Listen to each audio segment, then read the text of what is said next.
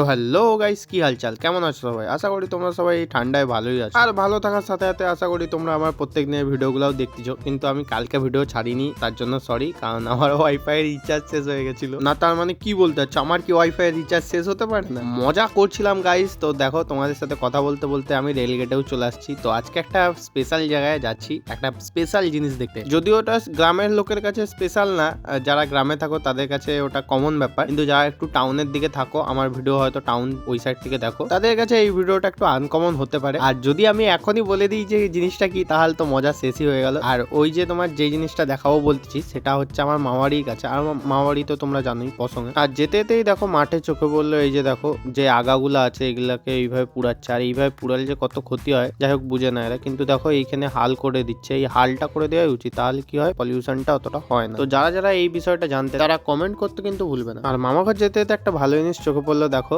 দুই একটা জমিতে এরকম হাতেও কাটা হয়েছে, আর তারপর এইভাবে বয়ে নিয়ে যাচ্ছে মেশিন টলিতে। আজকের ভিডিওতে এতটাই। তো দেখা হচ্ছে নেক্সট ভিডিওতে এর সেকেন্ড পার্ট নিয়ে।